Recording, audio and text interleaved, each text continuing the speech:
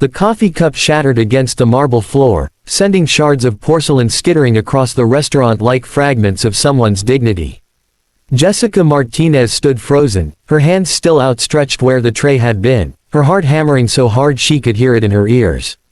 The entire dining room fell silent. Every eye turned toward the man in the corner booth, the man whose expensive Italian shoes were now spotted with coffee, the man whose face had turned a shade of crimson that matched the wine in his glass, the man who was about to destroy her with his words. "You incompetent idiot." Marcus Blackwell's voice cut through the silence like a blade. "Do you have any idea who I am? Do you know how much these shoes cost? More than you'll make in a year, you pathetic." Jessica's vision blurred with tears, but she refused to let them fall. Not here. Not in front of everyone. She'd been working double shifts at the Azure for 3 months now, saving every penny for her daughter's medical treatments. Emma needed surgery, a surgery their insurance wouldn't cover, a surgery that cost more than Jessica could ever imagine earning. But she was getting close. Just a few more months of grinding through exhaustion, of serving entitled customers with a smile, of pretending her feet didn't ache and her heart wasn't breaking. "I'm so sorry, sir," she whispered, dropping to her knees to gather the broken pieces. "Please, I'll pay for the cleaning." You'll pay." Marcus Blackwell laughed, a cold, cruel sound that made Jessica's skin crawl. "With what? Your pathetic minimum wage salary. You're nothing. You're invisible. You're the kind of person who exists just to serve people like me, and you can't even do that right." Behind Marcus, his lunch companion shifted uncomfortably. James Chen, the soft-spoken CEO of Chen Technologies, had been in negotiations with Blackwell Industries all week.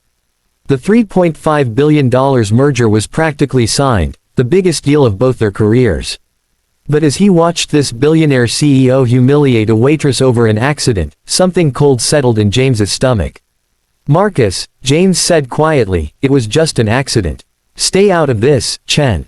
This is between me and this incompetent. Her name is Jessica." The voice came from the kitchen doorway. Old Ray, the restaurant's dishwasher, stood there with his weathered hands still dripping with soap suds.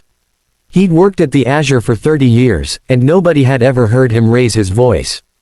Until now. Her name is Jessica Martinez. She's a single mother working 2 jobs to pay for her daughter's heart surgery. She's been Employee of the Month 4 times this year. And she's worth 10 of you, even on your best day. The restaurant remained frozen. Marcus's face turned even redder. "How dare you?" "I dare because I'm old and I'm tired," Ray continued, walking slowly toward their table, "and I'm sick of watching men like you treat people like dirt just because you can. That girl works harder than you've ever worked in your life." She dropped a cup of coffee. "It happens. You're acting like she committed murder." Jessica was openly crying now, but Ray's words wrapped around her like a warm blanket. Other staff members had emerged from the kitchen, standing in solidarity behind Ray. Regular customers were nodding. A woman at a nearby table started filming on her phone. Marcus stood up, throwing his napkin on the table. "This is outrageous. James, we're leaving. I'm going to have everyone in this restaurant fired, starting with—" "No," James Chen said softly. He hadn't moved from his seat. "You're leaving. I'm staying." Marcus turned, confusion flickering across his angry features. "What?" James pulled out his phone and began typing. "I'm sending an email to my board of directors. I'm recommending we terminate negotiations with Blackwell Industries effective immediately." The color drained from Marcus's face. "You can't be serious. This is a $3.5 billion deal. You'd throw that away because of some clumsy waitress." "No," James said, looking up from his phone, his eyes steady and calm. "I'm walking away because of who you are. Because I just realized that if you treat a waitress like this over a coffee stain, I can't trust you to treat my employees with respect. I can't trust you to treat our customers with respect. I can't trust you, period." He paused, then added, "And she's not some clumsy waitress. She's a mother fighting for her child's life. She's someone who matters." Marcus's mouth opened and closed like a fish gasping for air. "James, wait. Let's talk about this. Don't be hasty." "I'm not being hasty. I'm being clear." James stood and walked over to Jessica, who was still on the floor, surrounded by broken porcelain. He knelt down beside her. "Miss Martinez, I apologize that you had to experience that. Please let me help you." Together, they picked up the remaining pieces of the shattered cup. The woman who had been filming approached them, her phone still in hand. "I got everything," she said to Jessica. "The whole thing. It's going to be all over social media in about 5 minutes." She looked at Marcus with disgust. "I hope you're ready for the consequences of your actions." Marcus stumbled backward, his face now pale. "James, please. Think about this. Think about your shareholders. Think about—" "I'm thinking about the kind of company I want to build," James interrupted. "And it's not one that partners with bullies." He turned back to Jessica. "Miss Martinez, how much do you need for your daughter's surgery?" Jessica blinked up at him through her tears. What? Your daughter's surgery? How much?" $240,000, she whispered. "But I've saved almost $30,000 already. I just need a little more time." James pulled out his checkbook. The entire restaurant watched in stunned silence as he wrote, tore out the check, and handed it to Jessica. "This is for $250,000. Get your daughter the surgery she needs. The extra $10,000 is for you, take some time off, be with your family." Jessica stared at the check, her hands shaking so badly she nearly dropped it. "I can't, why would you?" "Because kindness matters more than business deals," James said simply. "Because how we treat people when we have power says everything about who we really are. Because your daughter deserves a chance, and you deserve to not carry this burden alone." Jessica broke down completely, sobbing into her hands. Ray and the other staff members surrounded her, offering support and tissues. Customers were standing now, many of them wiping their own eyes. Someone started clapping, and then everyone joined in, everyone except Marcus Blackwell, who stood alone by his table, watching his entire world crumble.